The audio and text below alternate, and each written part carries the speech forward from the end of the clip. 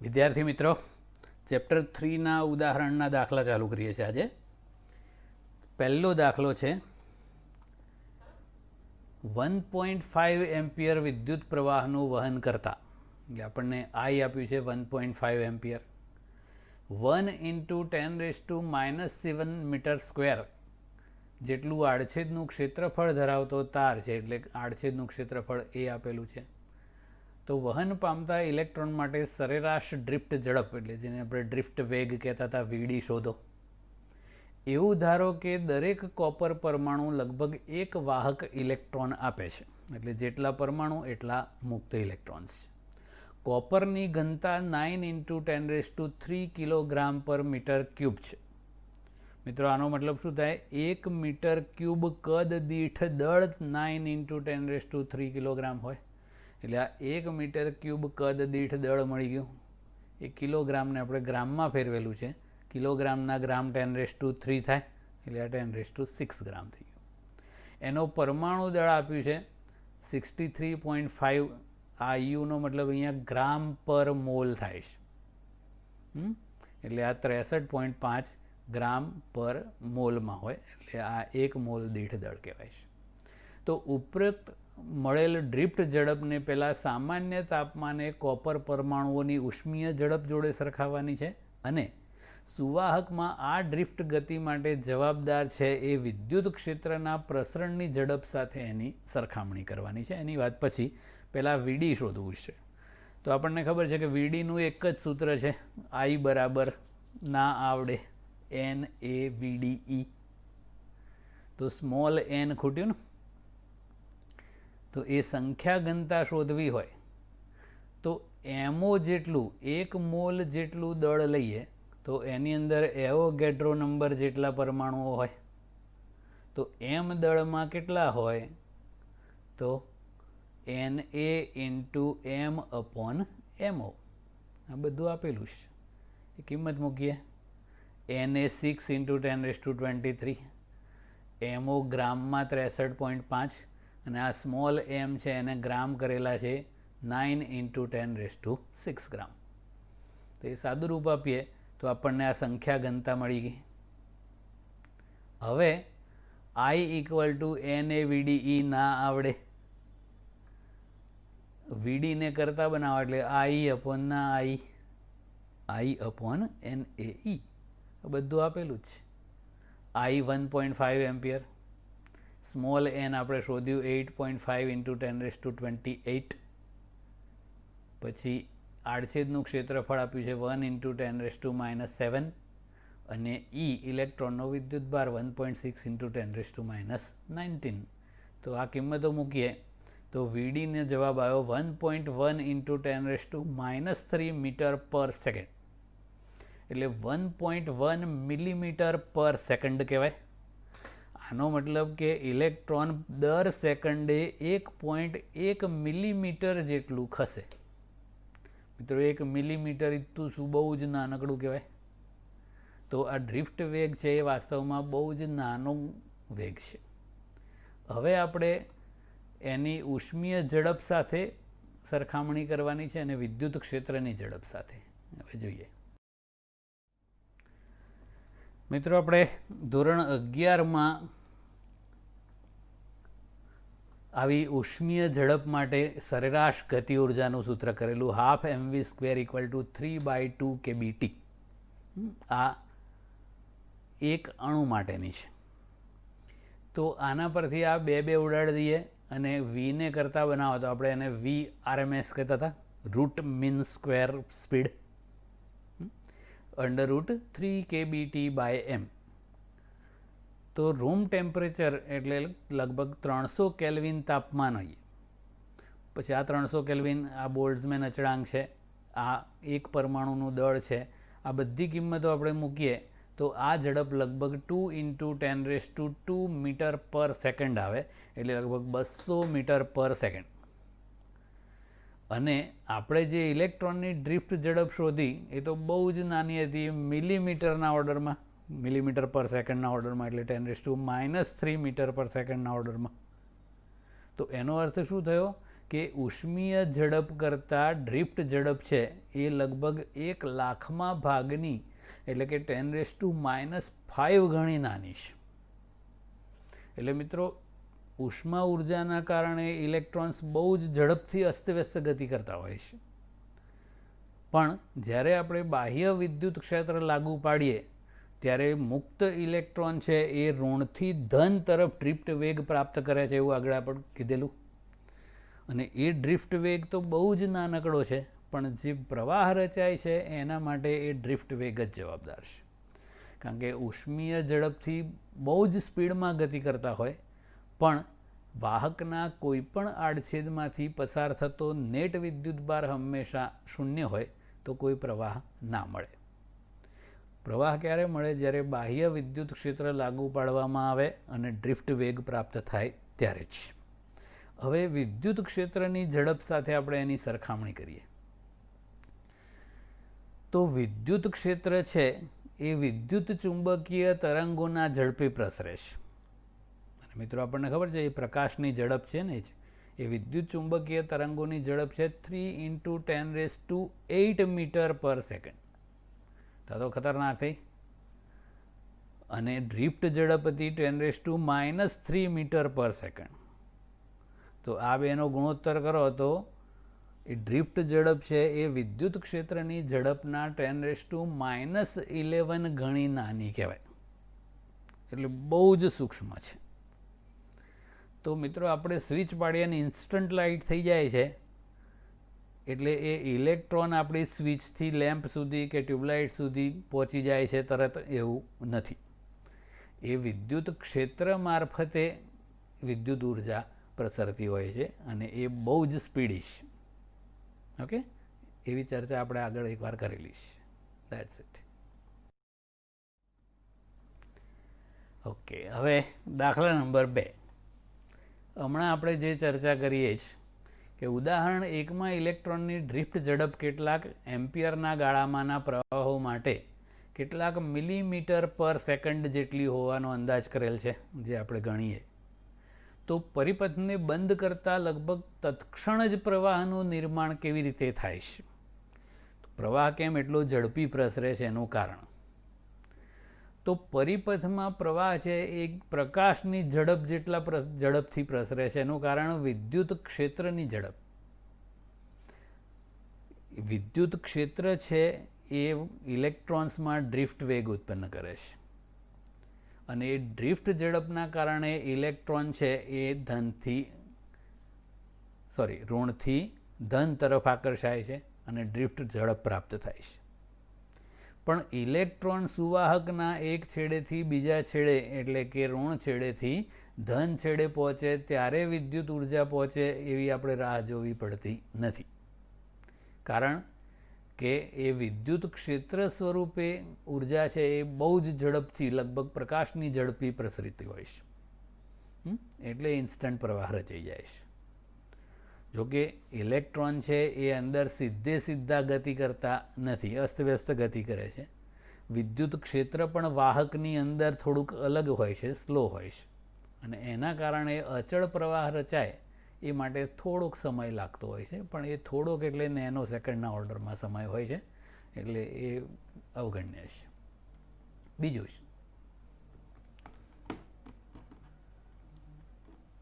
કે electron drift એ વાહકમાં પ્રવર્તતા વિદ્યુત ક્ષેત્રને કારણે અનુભવાતા બળને કારણે ઉદ્ભવે છે, પણ બળ તો પ્રવેગ ઉત્પન્ન કરે છે.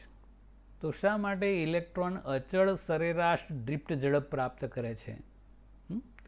તો આપણે વાત કરેલી કે બાહ્ય વિદ્યુત ક્ષેત્ર લગાડીએ એટલે ઇલેક્ટ્રોન ઉપર F બરાબર -e × E બળ લાગે અને F = ma. તો આ બંનેની સરખામણી કરો તો ma = E small e capital E ખાલી મૂલ્ય. તો a = E/m. તો આટલો પ્રવેગ પ્રાપ્ત થાય. પણ અહીંયા ઇલેક્ટ્રોન સતત પ્રવેગી ગતિ કરતો નથી. એનું કારણ શું છે? એ કે ઇલેક્ટ્રોન ધન આયનોની વચ્ચે ગતિ કરે છે ધાતુની અંદર, તો એ ઇલેક્ટ્રોન ઝડપથી ગતિ કરે અને સ્પીડ પકડે એટલે તરત જ એક કોઈ ધન આયન સાથે અથડાઈ જાય, અને એ અથડાઈ જાય એટલે એની ડ્રિફ્ટ ઝડપ છે એ સ્લો થઈને 0 થઈ જાય. ફરી પાછો વિદ્યુત ક્ષેત્ર તો અંદર હાજર હોય જ, ફરી પાછો પ્રવેગિત થાય, પાછું ડ્રિફ્ટ ઝડપ વધે અને બીજી વખત અથડાય નહીં ત્યાં સુધી એ સ્પીડ પકડતો જ જાય. પાછો અથડાય એટલે પાછો અટકી જાય એટલે એનો વેગ 0 થઈ જાય. ફરી પાછો વિદ્યુત ક્ષેત્રથી પાછો પ્રવેગિત થાય, પાછો સ્પીડ પકડે, પાછો અથડાઈ જાય, પાછો સ્થિર થઈ જાય. એટલે એ કન્ટિન્યુઅસ પ્રવેગિત થાય એવું નથી થતું, પણ ક્રમશઃ એ આગળ તો વધે જ છે. એટલે એને કંઈક સરેરાશ વેગ પ્રાપ્ત થાય છે જેને આપણે ડ્રિફ્ટ વેગ અથવા ડ્રિફ્ટ ઝડપ કહીએ છીએ. એટલે એ કન્ટિન્યુઅસ પ્રવેગિત નહીં થવાનું કારણ પેલી અથડામણો છે. ઓકે ઓકે હવે ત્રીજો મુદ્દો છે કે જો ઇલેક્ટ્રોનની ડ્રિફ્ટ ઝડપ ઘણી નાની અને ઇલેક્ટ્રોનના વિદ્યુત ભારનું મૂલ્ય પણ બહુ જ નાનું છે, તો છતાંય આપણને સુવાહકમાં મોટા પ્રમાણમાં વિદ્યુત પ્રવાહ કેમ મળે છે? તો મિત્રો આપણે પ્રવાહ માટે સૂત્ર કરેલું I = NaVdE. આડછેદનું ક્ષેત્રફળ પણ તાર માટે પ્રમાણમાં નાનું હોય. પછી Vd પણ આપણે ગણ્યું મિલીમીટર પર સેકન્ડના ઓર્ડરમાં, એ પણ બહુ જ નાની છે. પછી ઈનું મૂલ્ય તો 10⁻⁻19ના ઓર્ડરમાં છે, એ પણ બહુ જ નાનું છે. પણ એમાં જે સ્મોલ n છે, એકમ કદમાં રહેલા મુક્ત ઇલેક્ટ્રોન્સની સંખ્યા, એટલે કે ઇલેક્ટ્રોનની સંખ્યા ઘનતા, એ 10⁻29 પર મીટર ક્યુબના ઓર્ડરમાં હોય છે. એટલે ખતરનાક મોટી સંખ્યા થઈ. બસ, તો આ જ જવાબદાર છે મોટો પ્રવાહ રચવા માટે. એટલા માટે તો આપણે એને સુવાહક કહીએ છીએ. એટલે સુવાહકોમાં મુક્ત ઇલેક્ટ્રોનની સંખ્યા જબરજસ્ત હોય. પહેલા સમૂહની ધાતુ લઈએ તો 1 મોલ દીઠ 10⁻23ના ઓર્ડરમાં હોય, 6 × 10⁻23 પરમાણુ જેટલા હોય એટલા. બીજા સમૂહમાં એનથી ડબલ હોય, કારણ કે એક પરમાણુ 2 ઇલેક્ટ્રોન મુક્ત કરે. ત્રીજા સમૂહમાં એનથી 3 ગણા હોય. એટલે સુવાહકોમાં જબરજસ્ત વિદ્યુત પ્રવાહનું વહન થવાનું કારણ આ સંખ્યા ઘનતાનું બહુ જ પ્રચંડ મૂલ્ય છે. ઓકે, ચોથો મુદ્દો છે, ધાતુમાં ઇલેક્ટ્રોન જ્યારે નીચેથી ઊંચા સ્થિતિમાન તરફ, એટલે ઋણથી નીચાથી ઊંચા સ્થિતિમાન તરફ ડ્રિફ્ટ થાય, તો શું એનો અર્થ એવો થયો કે ધાતુમાં રહેલા બધા જ ઇલેક્ટ્રોન એક જ દિશામાં ગતિ કરે છે? મિત્રો, આ ટેક્સ્ટબુક પ્રમાણે આવું લખ્યું છે, નીચાથી ઊંચા સ્થિતિમાન તરફ ડ્રિફ્ટ થાય. વાસ્તવમાં ઇલેક્ટ્રોન પોતે ઋણ છે, તો એ ઋણથી ધન તરફ જાય, એટલે નીચાથી ઊંચા સ્થિતિમાન તરફ. Forget it. તો એ ઇલેક્ટ્રોન્સ છે એ આ રીતે ઋણથી ધન તરફ ડ્રિફ્ટ થાય, તો બધા જ ઇલેક્ટ્રોન ઋણથી ધન જતા હોય એવો એનો મિનિંગ નથી થતો. કારણ કે બહુ જ મોટી સંખ્યામાં ઇલેક્ટ્રોન્સ હોય, એ બધા એકબીજાની સાપેક્ષે અસ્તવ્યસ્ત ગતિ કરતા હોય, અને એ અસ્તવ્યસ્ત ગતિ કરતા હોય પણ એ ડ્રિફ્ટના કારણે એ ઋણથી ધન તરફ ખેંચાય. પણ એનો મતલબ એવો નહીં કે બધા ઋણથી ધન જાય, પણ ઋણથી ધન જતા મુક્ત ઇલેક્ટ્રોનની સંખ્યા વધારે હોય અને ધનથી ઋણ જતા ઇલેક્ટ્રોનની સંખ્યા ઓછી હોય.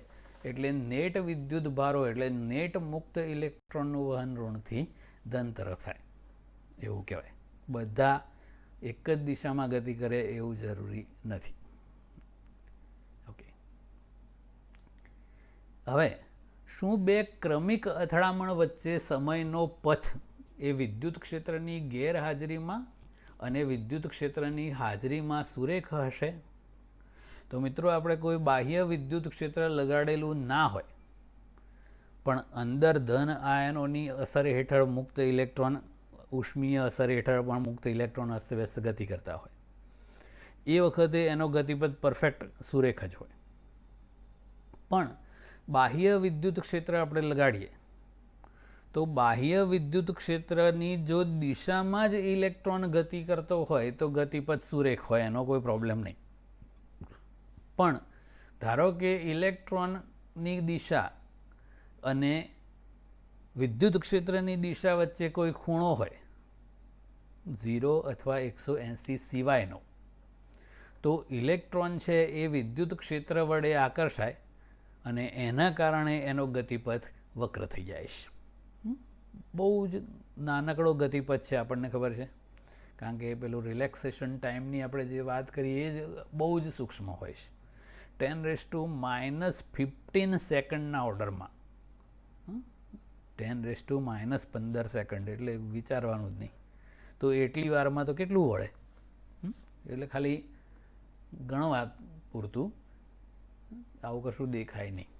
ઓકે, પણ વિદ્યુત ક્ષેત્રની ગેરહાજરીમાં ગતિપથ સુરેખ હોય અને હાજરીમાં સહેજ વક્ર. ઓકે, હવે ઉદાહરણ 3 કરીએ છીએ. એક ઇલેક્ટ્રિક ટોસ્ટરમાં ગરમ કરવા માટે નિક્રોમનો તાર વપરાય છે. નિકલ, ક્રોમિયમ અને કોપરની મિશ્ર ધાતુ છે. જ્યારે તેમાંથી અવગણ્ય પ્રવાહ પસાર કરવામાં આવે છે ત્યારે ઓરડાના તાપમાને એટલે કે લગભગ 27 સેલ્સિયસ તાપમાને એનો અવરોધ 75.3 ઓહ્મ જેટલો મળે છે. જ્યારે ટોસ્ટરને 230 વોલ્ટના ઉદ્ગમ સાથે જોડવામાં આવે ત્યારે અમુક સેકન્ડ બાદ પ્રવાહનું મૂલ્ય 2.68 એમ્પિયર જેટલું સ્થાયી બને છે. તો નિક્રોમ તારનું સ્થાયી તાપમાન કેટલું હશે અને નિક્રોમ સાથે સંકળાયેલ તાપમાનના ગાળા પર સરેરાશ અવરોધકતાનો તાપમાન ગુણાંક એટલે આલ્ફા આપેલો છે. મિત્રો, આ જે દાખલાઓ હોય એમાં સૌથી પહેલાં આલ્ફાનું મૂલ્ય જોવાનું અને એનો એકમ જોવાનો ખાસ. સેલ્સિયસ ઇન્વર્સ છે, તો આ રકમમાં જેટલા તાપમાન આવતા હોય એ બધા કમ્પલસરી સેલ્સિયસમાં લેવાના. અને જો આ કેલ્વિન ઇન્વર્સ આપેલું હોય તો આને કમ્પલસરી કેલ્વિન કરી દેવાનું. આપણને સેલ્સિયસ ઇન્વર્સ આપ્યું છે એટલે આપણે સેલ્સિયસ રાખીશું. તો પહેલો જે અવરોધ આપ્યો છે એને આપણે R1 કહીએ અને એ વખતનું તાપમાન છે એને T1 કહીએ. બીજી વખતે અવરોધના બદલે આપણને વોલ્ટેજ આપ્યું છે અને પ્રવાહ આપ્યો છે. તો આના પરથી આપણને અવરોધ મળી જાય ઓહમના નિયમનો ઉપયોગ કરીને, R2 મળી જશે. અને T2 સ્થાયી તાપમાન આપણે શોધવાનું છે અને આલ્ફા આપ્યો છે. તો સૌથી પહેલાં ઓહમના નિયમની મદદથી R2 શોધી કાઢીએ. તો R2 = V/I. I એટલે આ જે સ્થાયી પ્રવાહ છે ને, તો V 230 વોલ્ટ, I સ્થાયી પ્રવાહ 2.68 એટલે આપણને 85.8 ઓહમ અવરોધ મળી ગયો એ R2. આ પ્રારંભમાં તો એ R1 અને નવો અવરોધ R2. આ પ્રારંભમાં તાપમાન હતું એ T1 અને T2 આપણે શોધવાનું છે. તો અવરોધ અને તાપમાનનો સંબંધ આપણે કરેલો છે. R2 = R1 1 + alpha T2 - T1. તો આપણે સ્વાધ્યાયના દાખલાઓમાં કરેલું ને, સૌથી પહેલાં આ સૂત્ર ઉકેલ નાખવાનું કૌંસ, એ કૌંસ છોડી દઈએ એટલે આ R1 અહીંયા અંદર ગુણાઈ જાય. પછી R1ને સામે લઈ લેવાનો અને T2 - T1 ને કરતા બનાવી દીધું એટલે આ R2 - R1/R1 આલ્ફા. હવે કિંમતો મૂકીએ તો આ T2 શોધવાનું છે. T1 27 સેલ્સિયસ છે. R2 આપણે શોધ્યો 85.8. R1 આપેલો છે 75.3 R1 એટલે 75.3. આલ્ફા 1.70 × 10⁻⁻4. તો આટલાનું સાદું રૂપ આપી દેવાનું પહેલાં, તો એ 820 મળ્યું. પછી આ 27ને આ બાજુ લાવો એટલે એટલા પ્લસ થઈ જાય એટલે આપણને T2નું મૂલ્ય મળી ગયું 847 ડિગ્રી સેલ્સિયસ. ઓકે, સિમ્પલ છે. ઓકે મિત્રો, હવે બીજો એક દાખલો કરીએ છીએ. પ્લેટિનમના અવરોધ ધરાવતા થર્મોમીટરમાં, આપણે જે ડિજિટલ થર્મોમીટર આવે છે ને એમાં પ્લેટિનમ તાર હોય છે. એમાં રહેલા પ્લેટિનમ તારનો અવરોધ બરફના તાપમાને 5 ઓહ્મ છે. બરફનું તાપમાન 0 ડિગ્રી સેલ્સિયસ હોય એ વખતનું તાપમાન એ વખતનો અવરોધ 5 ઓમ છે. વરાળના તાપમાને અવરોધ 5.23 ઓમ છે. મિત્રો, વરાળનું તાપમાન 100 ડિગ્રી સેલ્સિયસ હોય. જ્યારે થર્મોમીટરને હોટ બાથમાં ડુબાડવામાં આવે, એ હોટ બાથ એટલે આપણે ગુજરાતીવાળી નહીં, હોટ બાથ એટલે કોઈ ગરમ પ્રવાહી અથવા ભરેલા પાત્રમાં ડુબાડવામાં આવે, તો પ્લેટિનમના તારનો અવરોધ 5.795 ઓમ મળે છે. તો એ બાથનું તાપમાન શોધો. તો અહીંયા 3 સેટ આપ્યા છે. 0 ડિગ્રી સેલ્સિયસ તાપમાને અવરોધ 5 ઓમ, 100 ડિગ્રી સેલ્સિયસ તાપમાને અવરોધ 5.23 ઓમ અને ટી સેલ્સિયસ તાપમાને જે આપણે શોધવાનું છે એ વખતનો અવરોધ 5.795 ઓમ છે. તો પહેલો અવરોધ R0 કહીએ, 0 ડિગ્રી સેલ્સિયસ વાળો. 100 ડિગ્રી સેલ્સિયસ વાળો અવરોધ R100 કીધો અને આ ટી સેલ્સિયસ વાળાને RT નામ આપ્યું અને તાપમાન શોધવાનું છે. તો આપણે અહીંયા R0ને સંદર્ભ તાપમાન લઈશું. એટલે કોઈ ટી તાપમાને અવરોધ RT equal to R0 into 1 plus alpha, આપણે જે T2 માઇનસ T1 લખતા હતા એના બદલે હવે T માઇનસ 0, એટલે આપણે સંદર્ભ તાપમાન 0 લીધું અને એ વખતના અવરોધને R0 લીધું. અન્ય તાપમાન T લીધું, એ વખતના અવરોધને RT કીધું છે. હવે આ 2 વખત આ સેટ લખીએ આપણે. તો સૌથી પહેલાં તો પેલો 0 ના લખો, T માઇનસ 0ને બદલે T લખીએ તો એ ચાલે જ. હવે આ R0ને સામે લઈ આવો એટલે RT minus R0 equal to R0 alpha T થઈ ગયું. હવે આ સૂત્ર આપણે રિપીટ કરીએ 100 ડિગ્રી માટે. તો આ ટીના બદલે 100 ડિગ્રીવાળું થયું equal to R0 into plus R0 into alpha into ટીના બદલે હવે 100 ઓમ. હવે R0ને સામે લઈ ગયા એટલે R100 minus R0 equal to R0 alpha into 100. હવે મિત્રો આપણને આલ્ફા આપેલો નથી એટલે એ આલ્ફાનો લોપ કરવા માટે આપણે આ 2 સૂત્રોનો ગુણોત્તર કરવો પડે. તો એ 2નો ગુણોત્તર કરીએ સમીકરણ 1 ભાગ્યા સમીકરણ 2. તો આ R0 alpha dish T upon 100 equal to RT minus R0 upon R100 minus R0. આવું થઈ ગયું. T સિવાય બધું આપેલું જ છે. હવે તો આ RT શોધવાનું છે, સોરી આપેલું જ છે ને, 5.795 માઇનસ R0 એ પણ આપેલું છે 5 ઓમ, R100 પણ આપ્યું છે, R0 પણ આપ્યું છે અને આ 100ને ઉપર લઈ ગયા સામે. હવે આ બધાની કિંમતો મૂકી દઈએ. RT 5.795 minus R0 5 upon R100 5.23 minus R0 એટલે 5 મલ્ટીપ્લાય બાય 100. બસ. તો આ 2નો તફાવત કરો એટલે 0.795, આ 2નો તફાવત 0.23 ઇન્ટુ 100 અને કેલ્ક્યુલેટ કરો એટલે જવાબ T બરાબર 345.65 ડિગ્રી સેલ્સિયસ એ હોટ બાથનું તાપમાન છે. આમાં મેઇન વસ્તુ શું યાદ રાખવાની છે કે ડાયરેક્ટ સૂત્રને કરીને પછી ગુણોત્તર નહીં કરવાનો. કેમ કે વચ્ચે પ્લસ છે તો આવા બે આ ટી-વાળું અને બીજું 100 વાળું આ 2 સૂત્રો બનાવીને ડાયરેક્ટ ગુણોત્તર કરો ને તો આલ્ફા ના ઉડે, કારણ કે વચ્ચે પ્લસ છે. એટલે પહેલાં R0ને સામે લઈ જવાનો અને પછી આ રીતના સૂત્રો બનાવ્યા પછી ગુણોત્તર કરવાનો છે. બસ આ યાદ રાખવાનું છે આમાં. ઓકે મિત્રો, હવે થોડુંક ધ્યાન રાખજો, થોડોક લાંબો દાખલો છે. આકૃતિમાં દર્શાવ્યા મુજબ 1 ઓમનો આંતરિક અવરોધ ધરાવતી, એટલે આ આંતરિક અવરોધ છે, 16 વોલ્ટની બેટરી સાથે, આ 16 વોલ્ટની બેટરી છે, એક નેટવર્ક જોડેલું છે, એટલે આખું છે એક નેટવર્ક છે.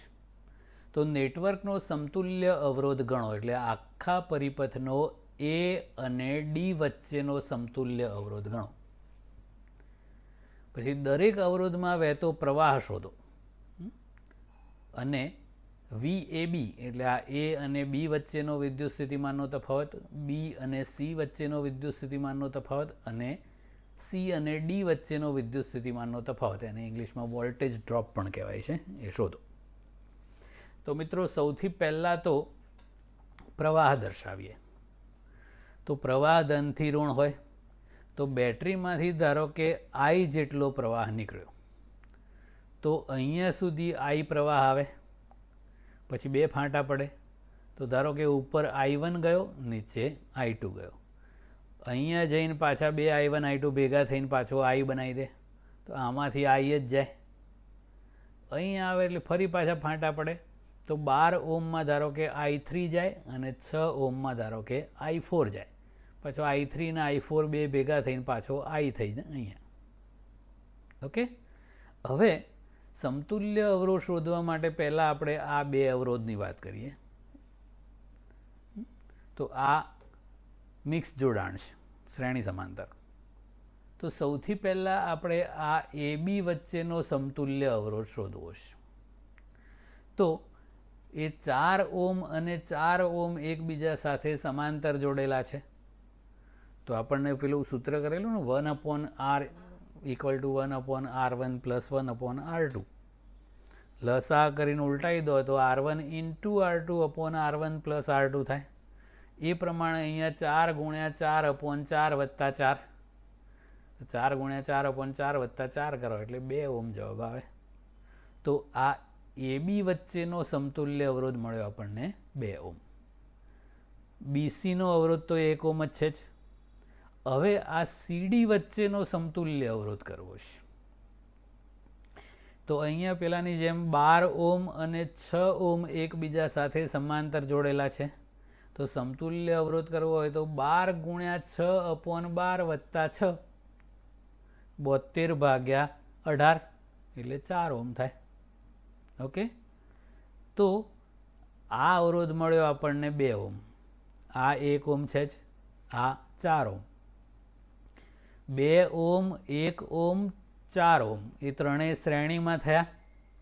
તો A અને D વચ્ચેનો સમતુલ્ય અવરોધ કરવો હોય તો આ 2 ઓહમ, 1 ઓહમ અને 4 ઓહમનું શ્રેણી જોડાણ છે. તો શ્રેણી જોડાણમાં અવરોધોનો સરવાળો થાય એટલે ટોટલ 7 ઓહમ થાય. એટલે આ શ્રેણી જોડાણનો સમતુલ્ય અવરોધ થઈ ગયો. હવે આખા પરિપથમાંથી વહેતો કુલ પ્રવાહ શોધવો છે. તો મિત્રો કુલ પ્રવાહ એટલે કુલ EMF ભાગ્યા કુલ અવરોધ.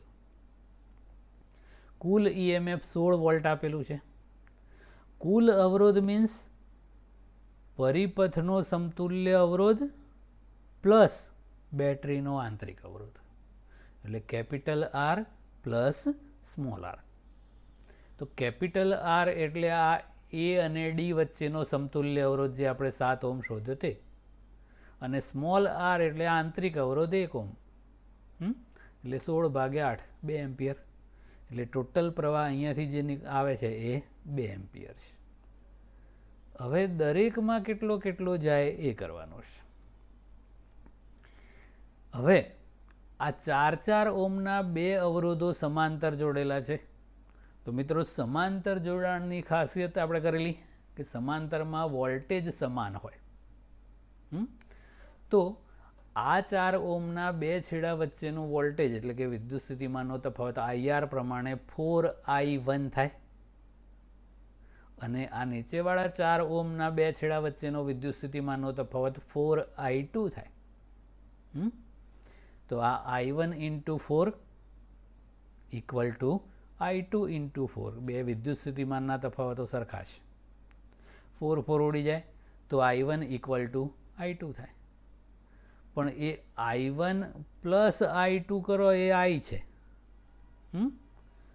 I1 + I2 = I છે, અને I આપણે શોધી કાઢ્યો 2 એમ્પિયર. તો એનો મતલબ કે આ 2 એમ્પિયર પ્રવાહ બંનેમાં સરખો જતો હોય તો કેટલો જાય? 1 એમ્પિયર. એટલે I1 1 એમ્પિયર હોય અને I2 પણ 1 એમ્પિયર જ હોય.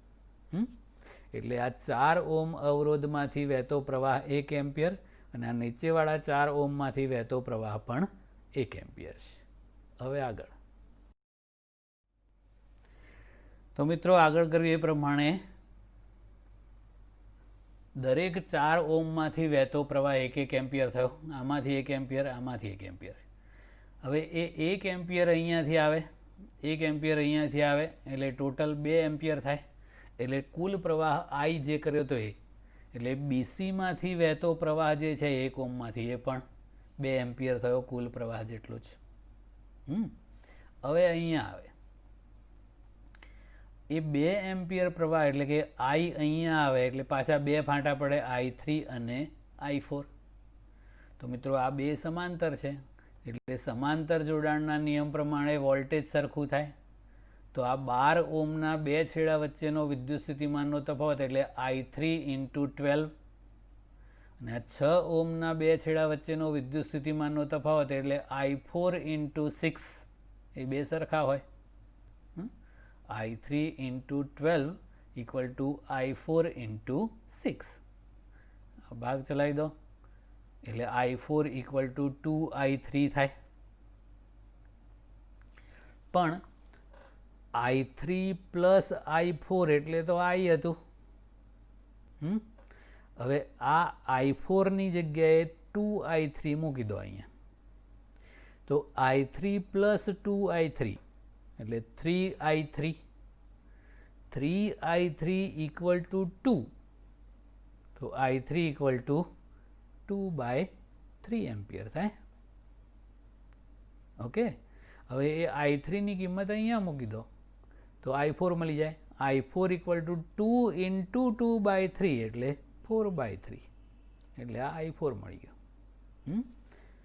બેટરીમાંથી વહેતો પ્રવાહ I 2 એમ્પિયર, 4 ઓમ અવરોધમાંથી વહેતો પ્રવાહ I1 1 એમ્પિયર, આ 4 ઓમમાંથી વહેતો પ્રવાહ I2 એ પણ 1 એમ્પિયર. પછી આ બીસીના 1 ઓમ અવરોધમાંથી વહેતો પ્રવાહ એટલે I પોતે જ એ 2 એમ્પિયર. પછી આ 12 ઓમમાંથી વહેતો પ્રવાહ I3 એટલે 2/3 એમ્પિયર, અને આ 6 ઓમમાંથી વહેતો પ્રવાહ I4 એટલે 4/3 એમ્પિયર. ઓકે. હવે આ AB, BC અને CD વચ્ચેના વિદ્યુત સ્થિતિમાનના તફાવતો કરીએ. તો સૌથી પહેલાં AB વચ્ચેનું વોલ્ટેજ ડ્રોપ કરીએ. તો ઓમના નિયમ પ્રમાણે V = IR. તો આ આખામાંથી વહેતો કુલ પ્રવાહ એટલે I પોતે 2 એમ્પિયર ગુણ્યા આ આખાનો અવરોધ. તો આ બેનો સમતુલ્ય અવરોધ આપણે 2 ઓમ કરેલો ને, 4 × 4/4 + 4 એટલે 2 ઓમ. બસ, એટલે આ ટોટલ 4 વોલ્ટ. એટલે AB વચ્ચે વોલ્ટેજ ડ્રોપ 4 વોલ્ટ થઈ ગયું. એવી જ રીતે BCના 2 છેડા વચ્ચે વોલ્ટેજ ડ્રોપ કરીએ તો પ્રવાહ ગુણ્યા અવરોધ કરવાનો. IR પ્રવાહ 2 એમ્પિયર છે, અવરોધ 1 ઓમ છે. તો BCના 2 છેડા વચ્ચેનો વિદ્યુત સ્થિતિમાનનો તફાવત એટલે પ્રવાહ 2 એમ્પિયર ગુણ્યા અવરોધ 1 ઓમ એટલે 2 વોલ્ટ. ઓકે. એવી જ રીતે હવે CDના 2 છેડા વચ્ચેનો વિદ્યુત સ્થિતિમાનનો તફાવત કરવો છે. આમાં પણ ટોટલ પ્રવાહ તો 2 એમ્પિયર જ છે, અને સમતુલ્ય અવરોધ આનો 4 ઓમ કરેલો, 12 × 6/12 + 6 એટલે 4 ઓમ. તો કુલ પ્રવાહ 2 એમ્પિયર, કુલ અવરોધ 4 ઓમ એટલે 8 વોલ્ટ. આના 2 છેડા વચ્ચેનો વિદ્યુત સ્થિતિમાનનો તફાવત 4 વોલ્ટ. આના 2 છેડા વચ્ચે વિદ્યુત સ્થિતિમાનનો તફાવત 2 વોલ્ટ. આના 2 છેડા વચ્ચે 8 વોલ્ટ.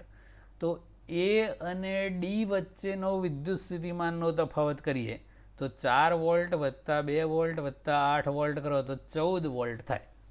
તો મિત્રો બેટરી તો 16 વોલ્ટની છે, તો અહીંયા 14 વોલ્ટનો વિદ્યુત સ્થિતિમાનનો તફાવત થયો, તો બાકીના 2 વોલ્ટ ક્યાં ગયા? એ અહીંયા જાય. આંતરિક અવરોધ પણ છે ને, તો આ તો EMF છે 16 વોલ્ટ. તો બેટરીમાંથી અહીંયા જે વોલ્ટેજ પ્રાપ્ત થાય તો ટર્મિનલ વોલ્ટેજ કહેવાય. તો આપણે ટર્મિનલ વોલ્ટેજનું સૂત્ર કરેલું V = E - IR. તો EMF 16 volt minus I total પ્રવાહ 2 એમ્પિયર સ્મોલ આર આંતરિક અવરોધ 1 ઓમ, તો 14 વોલ્ટ થઈ ગયું ને. એટલે આ બે છેડા વચ્ચેનો વિદ્યુત સ્થિતિમાનનો તફાવત 14 વોલ્ટ.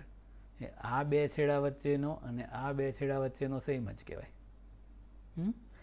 આંતરિક અવરોધમાં કેટલો વોલ્ટેજ ડ્રોપ હોય એ શોધવું હોય તો આંતરિક અવરોધમાં વોલ્ટેજ ડ્રોપ એટલે સ્મોલ આઈઆર કહેવાય. તો સ્મોલ આઈઆર કરો તો આઈ 2 એમ્પિયર છે અને આ 1 ઓમ છે એટલે 2 વોલ્ટ થઈ ગયા ને. આ જે 16 વોલ્ટનું ઈએમએફ છે એમાંથી 14 વોલ્ટ અહીંયા આમ થઈ 4 વોલ્ટ 2 વોલ્ટ 8 વોલ્ટ અને બાકીનું 2 વોલ્ટ અહીંયા એમ કરીને આ 16 વોલ્ટ થાય. ઓકે, એટલે આ દરેકમાંથી વહેતો પ્રવાહ અને દરેકના બે છેડા વચ્ચેનો વિદ્યુત સ્થિતિમાનનો તફાવત થઈ ગયો. That's it.